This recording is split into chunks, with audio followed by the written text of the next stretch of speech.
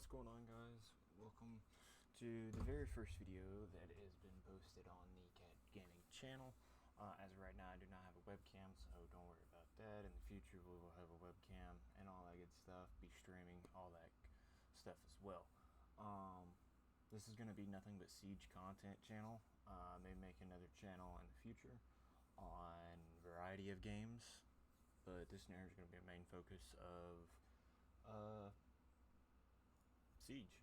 So before we get into it too far, first video, it's going to be Operation Twin Shells reveal panel by Ubisoft that they dropped today at 12. So let's get into it, give my thoughts, all that good stuff. I've kind of seen some of the gameplay already, so I'll go over that as well. As we're going through the video, I'll pause, talk about it for a second, and then continue.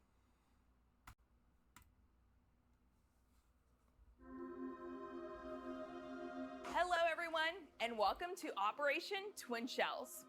I'm Camille Salazar-Hadaway, and it's time to hear straight from the developers themselves all about Year 9, Season 3 of Rainbow Six Siege. This season brings an innovative new operator and a versatile new weapon. Let's kick it off with an overview of the season from Creative Director Alexander Karpazes.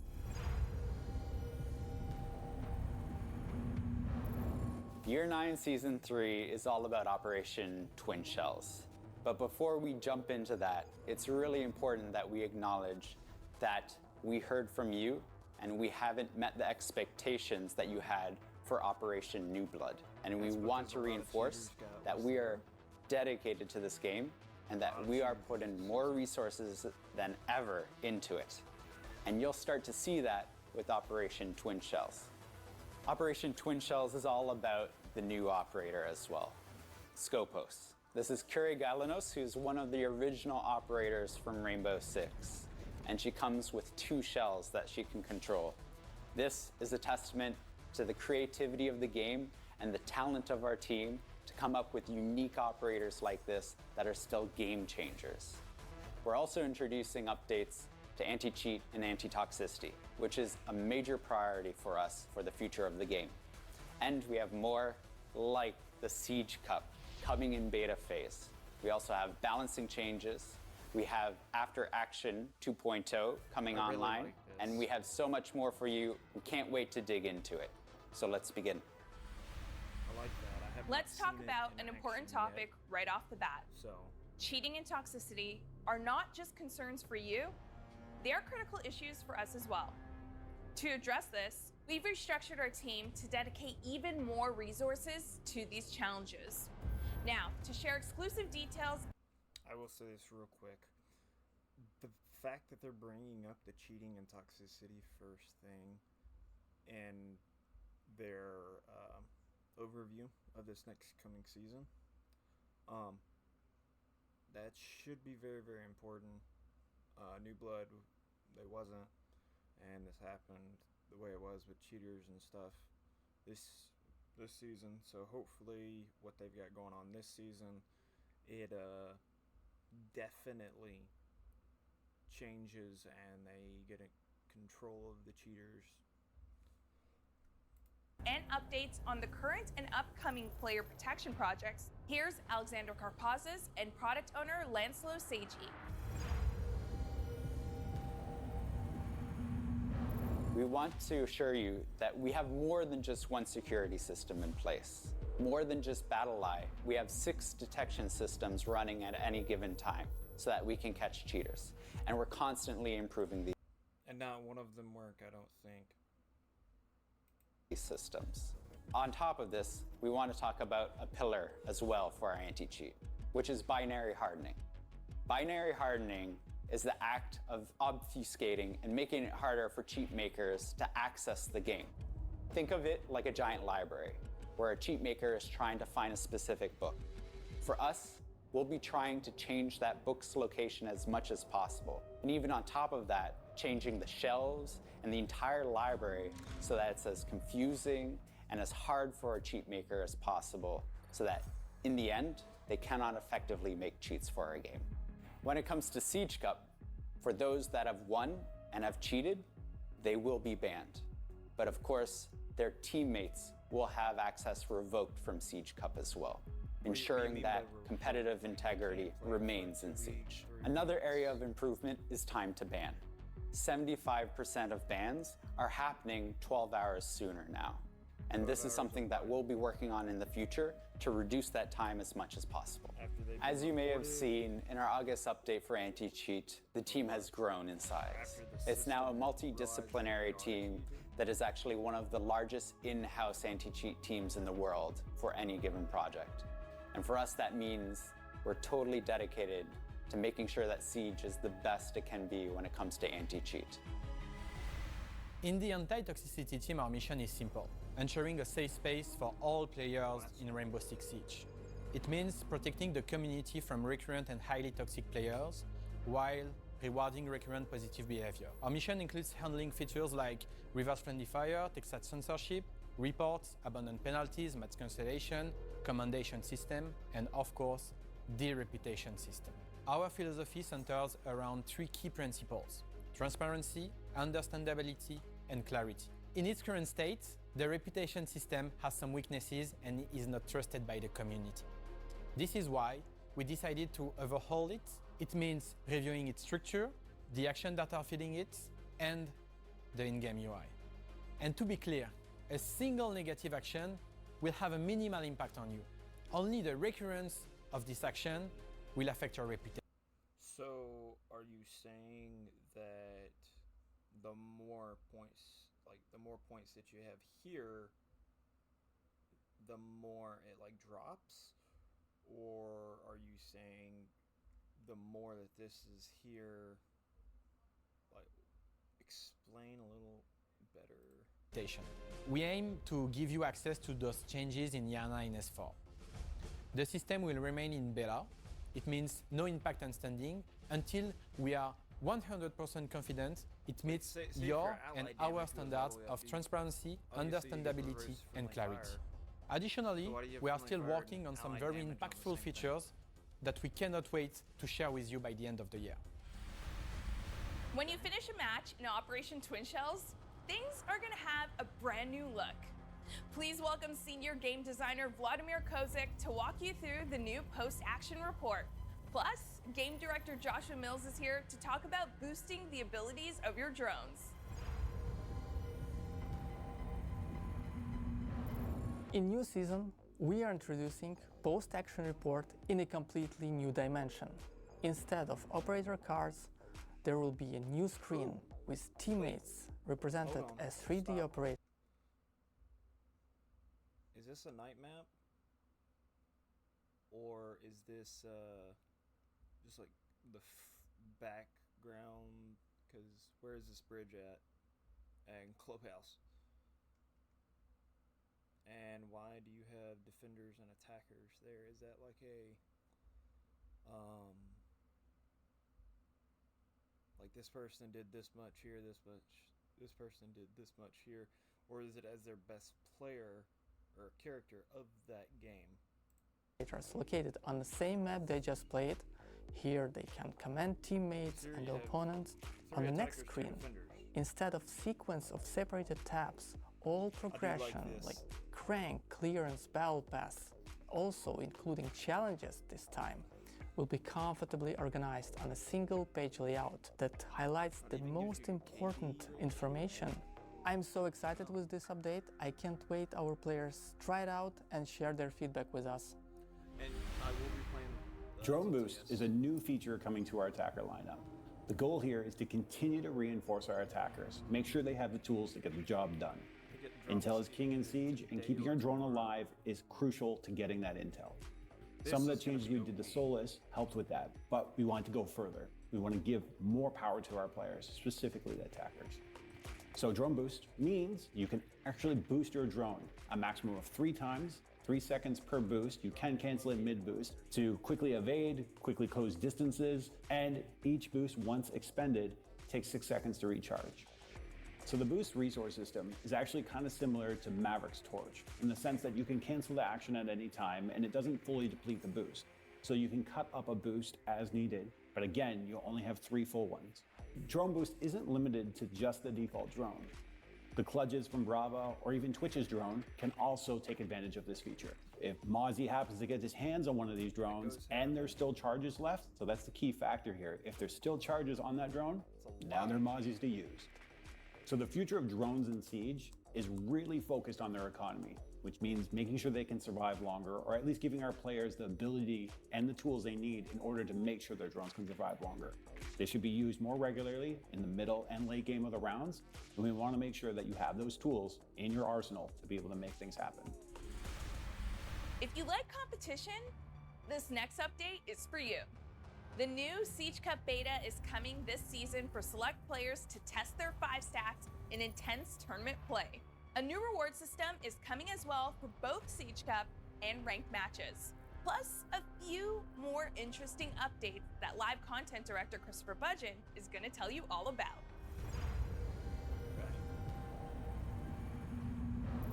In Year 9, Season 3, Operation Twin Shells, we're happy to announce the beta of Siege Cup.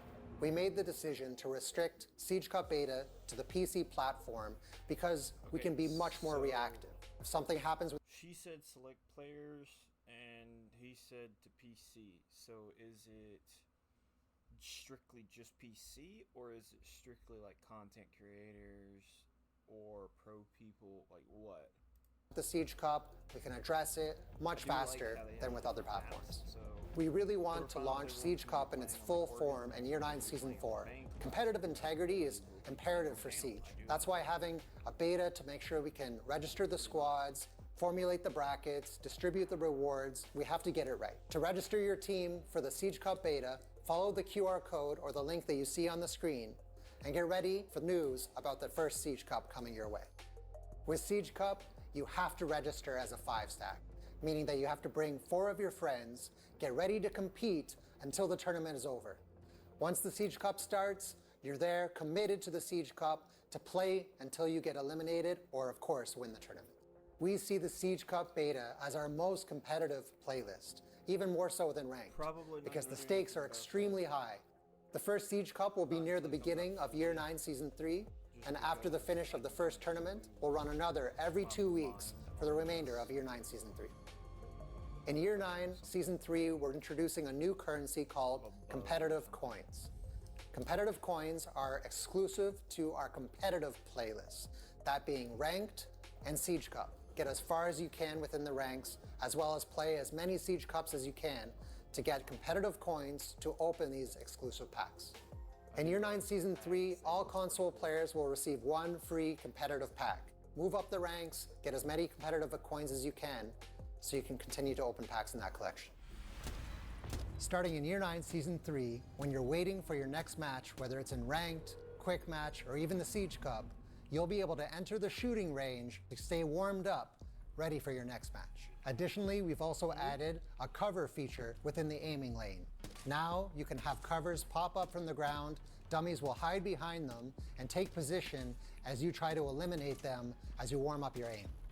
Both PC and console players will be able to enter the shooting range during matchmaking. 1v1s have become more popular within Siege, and that's why we've now added a 1v1 custom preset in Custom Game. There are 2 presets for 1v1s in Custom Game, short and long. The short preset allows you to play 6 rounds with 4 rounds to win and 1 overtime round. In the long preset, it's the first to 8 rounds, but if the match gets tense and it's really tight, there are 3 overtime rounds. In both of the 1v1 presets, all maps are available. The prep phase has been lowered to 20 seconds. It's perfect for one player to get set up and ready for the attack. The bomb game mode is the featured game mode in both 1v1 presets. Role swap every round. You play attack, then defense. This will continue until whoever finally wins the match. With every new season, the question arises, which operators will be targeted for balancing and how will they change? Game designer David Perpignan has all the answers, plus spoilers. It's Solus, Dokkaebi, and Nook. I wanted to be surprised. I don't know why you said that. We are implementing the second round of changes for Solis. We know that our previous package was a bit harsh. We've been monitoring data just to see that everything went well. What we've seen is a decrease in ban rate and also in presence, but a steady trend on win rate. This new wave of changes for Solis is based in 3 pillars. The first pillar is the detection mechanic. Now Solis will use only the center of the screen to detect the gadgets, and those gadgets will be unidentified. You won't know what they are. The second pillar is the scanning or identification mechanic. Now we call it overclock, and once you trigger the overclock, your energy is refilled, and you'll be able to see every gadget in the center of the screen as identified. You'll know what they are. Aside from that, Solis will emit a warning to every observation tool in the enemy team within the range of detection, so they will know that you are overclocking and that you are seeing their gadgets. The third pillar is the energy access. Now Solis Spec IO will last longer and will require less energy to be activated while reloading. Also, these new changes give us more balancing levers that will help us adjust Solis in the future. Searching for electronics. Doka Heavy right now can generate a lot of pressures in defenders, specifically at the beginning of the round. That's why we're taking a look to the resource management in her ability. Now Doka will start with 0 charges at the beginning of the round and will get one every 45 seconds, but only up to 2 per round. These changes should reduce the pressure on defenders now. They should have more time to prepare their setup. And Doka Heavy, players will be encouraged to survive longer to have a greater impact in the match. Global abilities like Doka Heavy's Logic Bomb have a great impact in the game, and sometimes with little effort from the players. We are aware of this, and we will take a look at it in the future, being part of bigger changes for the game. See you around. So Knock is receiving a buff.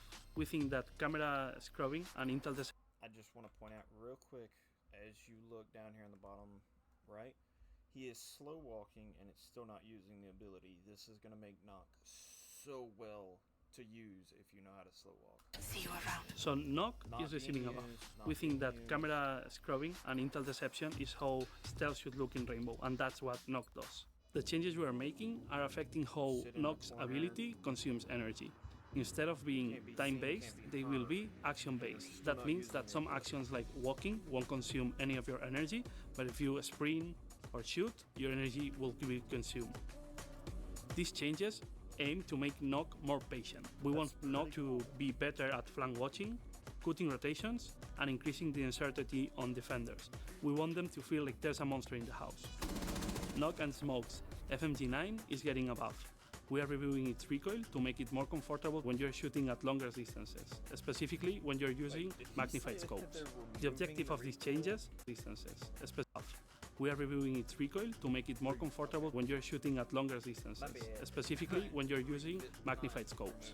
The objective of these changes is to improve the player perception and balance of those operators while keeping the frustrations away. There will be more changes in this season. For example, we are taking a look at the proximity alarm and its synergy with Sentry, and also at the delayed timer for explosions on the Claymore. A big update for Versus AI is coming in Operation Twin Shells, as you'll now be able to play as a defender and face off against a squad of attacker bots. For more, here's AI programmer Ariel Moncha Delaire. Versus AI is a game mode designed for new players to provide them with a safe environment where they can learn and practice before their first ranked experience. In Year 8, Season 4, we introduced Versus AI for the first time. Since then, we keep adding more operators to play with and against, more supported maps, and we keep integrating more AI behaviors. This season will be significant. We're introducing Versus AI 2.0. Given that Siege is an asymmetrical game, we want to give the players the opportunity to play the other side. For the first time, players are going to be able to play the defenders against a full team of AI attackers. The AI attacker team will feature 5 operators: Ash, Thatcher, Termite, Nomad, and Sledge. As a defender, the player will be able to choose between 16 operators, including the new one, Skopós. New players are going to have the opportunity to learn how to react to those attackers' behaviors, but it will also give them some ideas of how to play themselves when it's their turn to play the attackers. Both beginner and advanced game mode are going to offer the full match experience at launch. Similar to a casual game, the player is going to enter as either a defender or an attacker against a full team of AIs. They're going to play on one of our 8 supported maps, and after 2 rounds, they're going to switch sides. We've heard your feedback, and we want to make sure that Versus AI gives a real feel of what it's like to play Siege. It's now time to talk about the new operator, Skopós. This Greek defender brings a new dimension of tactical possibilities to the fight through her twin shells, Talos and Colossus. For insight into the visual design of this operator, we'll hear from art director Joanna Sui, and for a breakdown of the new gameplay opportunities she offers, we'll go to game designer Justin Larange Alualia. You know what? I'm just gonna let it play, and we'll go from there.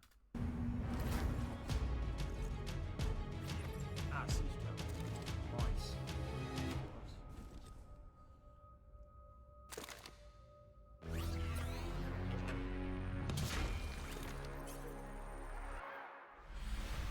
Skopós is from Raven Shield era, and her name is Koris Galanos. Her visual design is really based off of her story background and the trauma that she went through. In the anime that was released from the Year 9 Season 1, in the mission there was Daniel Bogard and Jared Morris at that time trying to stop the bomb maker. In the end, you see a giant explosion, and it was actually exactly that moment where she stopped being able to walk. Ever since then, she's a wheelchair user. She's been in a relentless chase trying to seek prosecution to stop Deimos. All that toll took an effect on her face. She looks very gaunt, she has eye bags, wrinkles, and ragged hair. Skopós is a master strategist. She adapted her wheelchair into her command center like a pilot seat. She uses the shells to be part of the action. In game, you can hear her, you can see her face when you swap between the two shells. When we're designing her wheelchair and the robots, we really had in mind to make sure that she feels very grounded. So we went with analog, old technology look. We really want to establish the fact that it's not smart AI robots. They're not invincible, they can be destroyed. When she loses Talos, Colossus, she's losing a part of her again. So for the design of the robots, we wanted to differentiate the two so you can identify them easily on the field. The difference are in the antennas, the shoulder pads, and colors and patterns are distinct to one another. We made sure to have the analog look by physically having buttons that you can push. They're wires that you can see, and they're not touch screens, they're not holograms, they are something that you can touch and feel. Back when she was a field agent, Kyurei surveyed the area from afar as a sniper. Now, she still watches from a distance, but in a different way. Thanks to her new tech, Skopós is able to maintain a wide network of control unlike any other defender. That's because what Skopós brings to the field is not one, but two remotely controlled robotic operators. These shells, named Talos and Colossus, make up the V10 Pantheon system. At any given moment, one of Skopós' shells will be in an active state, where it functions like an operator, while the other remains in an idle state, where it functions like a powerful piece of defensive utility. Skopós' control allows her to swap the states of these shells, quickly delivering offensive or defensive power where it's needed most. Skopós' active shell works much like any other operator. It can move, shoot, and use gadgets. It's also Skopós' primary lifeline. If a shell is destroyed while it's active, Kyurei's link is severed, and she's functionally dead for the rest of the round. 2 bodies does not mean 2 lives. Meanwhile, Skopós' idle shell will take on a defensive posture, deploying an integrated shield that functions much like a deployable shield secondary gadget. While in this state, the idle shell can be used as an observation tool by Kyurei and her allies. Additionally, Skopós can access her idle shell's camera directly at any time with the gadget button. While Skopós is looking through her idle shell's camera, she'll have the option to swap shells. Activating the swap sequence will put her active shell into idle mode and put her idle shell into active mode. The only catch is that the active shell needs to be in a position where it can deploy its shield to perform the swap. Skopós' HUD has an indicator that'll make this easier. In fact, Skopós' HUD will display plenty of useful information about both shells, including whether the idle shell is under attack or being affected by an EMP. Skopós is a very tactically oriented operator that requires players to collect data and quickly act on it to maximize her potential. A strong Skopós player is one that makes frequent use of her idle shell to guide the actions of her active shell. For most players, Skopós will likely be a shallow roamer, operating near the bomb site while having the means to extend into a deeper roam or fall back and anchor as needed. If used strategically, she has the power to be one of the most mobile operators in the game. Skopós' idle shell can be a very strong piece of utility. Having the combined properties of a deployable shield and a bulletproof camera, this shield can offer a large amount of intel from relative safety. Skopós' idle shell is most effective when placed in key areas for the defenders to hold so that it can provide information and serve as a launching point for when the enemy least expects it. Talon's coming out. Skopós is bringing a brand new gun to Siege, the PCX-33 assault rifle. Kyurei may not be bringing a sniper rifle into battle, but make no mistake, her shells are still packing some serious firepower. This weapon is precise, deadly, and heavily customizable, making it a versatile tool for a versatile defender. For a sidearm, Skopós carries a P229, a throwback to Kyurei's days in the Greek Special Forces. Skopós also has access to secondary gadgets. These are shared between her two shells. Her first option is impact grenades, a great choice to maximize her mobility and roaming potential. Alternatively, Skopós can bring proximity alarms. These synergize great with her idle shell, helping her know exactly the right time to take action. The Pantheon shells are 2 health, 2 speed operators, having been built for a balance between durability and mobility. Given their unique nature, Skopós' shells have a few special interactions. A good rule of thumb is to think of her active shell as an operator and her idle shell as a gadget. The first interaction you might wonder about is EMPs and gadgets that target electronic devices, like IQ. While Skopós' shells are electronic, the active shell has an active countermeasure that protects it from anti-electronic effects. It won't completely stop them, but it will prevent Skopós' active shell from being fully disabled by an EMP. This protection doesn't extend to the idle shell, however. Disabling effects will prevent Skopós from using the camera and swap features. Skopós' greatest counter is Dokkaebi. The hacker's calls are a threat to any roamer, but they also block Skopós' strongest escape plan. Additionally, Dokkaebi's universal hack can give her team access to the idle shell's camera. Brava's Kludge drone can overheat Skopós' idle shell. However, this takes a while, and gives Kyurei a warning on her. Okay, real quick, I just want to go over this. With the new operator, say that you have the one like this, which is called the idle shell, okay? It is considered a person, yes, but say that you're out and about as Talon, and Colossus is sitting down just like this.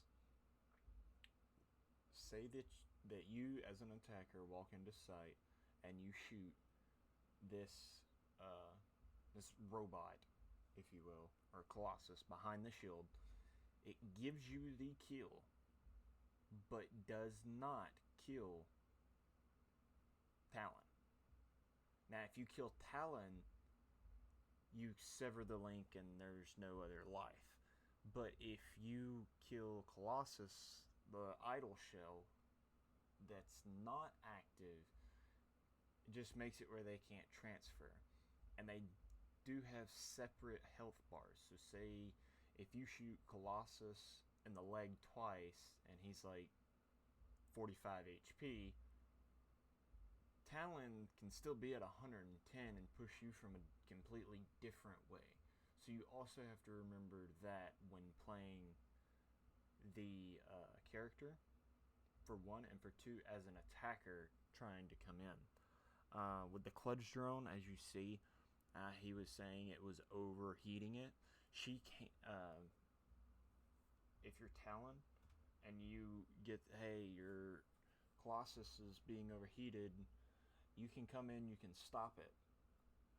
But the Kludge drone can also, if the overheat goes all the way, it just kills the idle shell, or it kills Colossus, not Talon. Whatever is active is what's going to sever the link between her and the robots, not the idle one. But just to keep him from like flanking you, or whoever it is that's playing it flanking you, best thing to do is to shoot the idle one in the head and walk away, and then try to kill the Talon. I think this op is going to be broken at the very beginning, but they're going to try to reel it in. I will say it's going to be fun, it's going to be different, but this op is going to change Siege. Her HUD. If she's fast enough, Skopós can swap to activate her countermeasures and prevent the overheat. In addition to being an electronic gadget, Skopós' idle shell's shield can be destroyed with explosives and similar effects. So you can shoot the shield that's in front of it with an ash charge, kill the shield, but Colossus is still standing there. Now if you look in the top, there is still one operator up, and Lord knows who it could be. It could be Talon, it could be Colossus. Leaving the idle shell exposed. Shoots, the operator does not die, you get the kill, and it also goes to the scoreboard as a kill as that person. For an easy kill. The glass can also be shattered, preventing allies from fully benefiting from its utility. A well-placed ash charge, frag grenade, or Flores drone can make quick work of an undefended idle shell. But right there, as you see, idle shell destroyed. He's still at 110 health. Up here at the top, he's full health, idle shield destroyed, 110 health. All he cannot do is swap now. So technically, yes, it gives you 2 lives, not as what he was saying where he was like, no 2 lives, so if you kill one, the other one doesn't become active. It is 2 lives, either way that you look at it. Because say, like I was saying earlier, if you get shot in the leg as Colossus and you're at 45 HP, you can then swap to Talon and be at 110 ready to rock into the gunfight again. The biggest threats to Skopós are her direct counters, so she benefits greatly from allies who protect her from them. Catchers like Jaeger and Wamai can protect her idle shell from explosives, and other denial gadgets, like those from Mute, Mozzie, and Tubrow, can stop many of Skopós' greatest enemies. Being made of metal, Skopós' shells can't benefit from healing effects. Doc's stims, Thunderbird's Kona stations, and Rook's armor won't help the shells. They also can't get put in a down state, and they don't breathe, meaning they're immune to toxic effects like smoke and Fenrir. That last fact can open the floor to some aggressive combos. Another strong approach to Skopós is to double down on intel. Maestro, Valkyrie, and Echo can offer more insight into enemy positions and even provide some distractions. That can be more than enough to let Skopós get into position and go for the kill. Skopós is designed to embody the key aspects of being a defender: gathering information and swiftly responding to attacker strategies. Skopós brings a level of adaptability that I just realized that whenever you swap, you see her. Okay. Information and swiftly responding to attacker strategies. Skopós brings a level of adaptability that, if left unchecked, can turn the tide on even the strongest of attacks. We'll be keeping a close eye on her in the test server and throughout the season to see what players can do with her. Loading new map. Looks like they got You won't see his face, ever, but you'll probably recognize his voice, as he's a big part of the Siege community. It's Marley, and he's here to give you his own special brand of insight into the new operator, new balancing updates, and all that Operation Twin Shells has to offer.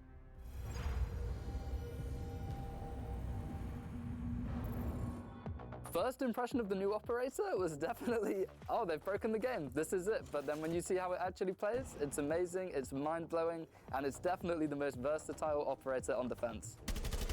The new weapon she's got is another assault rifle on defense. I love it, I love that weapon. The best strategy that I've found with the new operator so far is definitely finding my typical mirror window hiding spots on defense and planting one of the shells in the corner and hoping everybody walks right past it, and then switching to the shell when needs be, and yeah, the rest is history. During the playtest, the hardest counter that I noticed, definitely feel like Flores drones are a big issue. If you're leaving your body somewhere, it's gonna get destroyed. The balancing changes this season have got me really excited. The changes to Nock are really exciting. I'm going to be playing her completely differently to how I used to. I'm going to be sitting under cameras, and yeah, really exciting. And I'm glad to see the new Solace change as well. I think that's a great change. Now you'll know when there's a Solace below when you're droning, and I think that's amazing. The Siege Cup's going to be another level. So ranked is sweaty and fun and competitive, but Siege Cup is going to bring a whole new level of sweat and passion to Rainbow Six Siege that I can't wait for. Who will I want to challenge in the 1v1 custom match? What a silly question. Jinxie, I'm ready. Overall, I think it's a really refreshing and exciting season. Year 9 Season 3 is bringing what I think is one of the most exciting operators I've seen in a long time. I can't wait to see all the fun and different plays coming from people. And I just think overall, alongside the balancing changes, it's just going to be a great season, and I can't wait for it to launch. And that's the full rundown for Operation Twin Shells, which is hitting the season test server tomorrow. Jump in and see how Skopós, Talus, and Colossus change the way you defend a site. And as always, remember to report issues you encounter while playing to R6Fix for a chance to earn a tidy reward for your efforts. Now, don't leave just yet, because we've got one more thing for you. It's Jaeger in Spain! I saw this on the game. You can't buy it. It's released, but it's not buyable.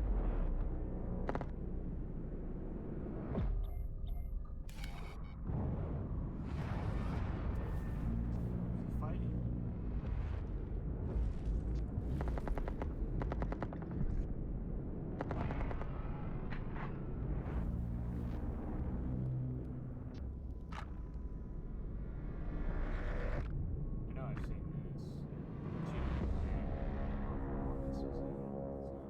I've seen it. Pretty cool.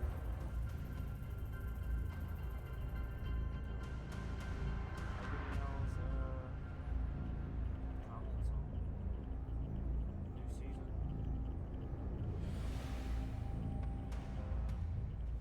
Oh, 2 elite skins. So that's 1. Gotta figure out who the next one is.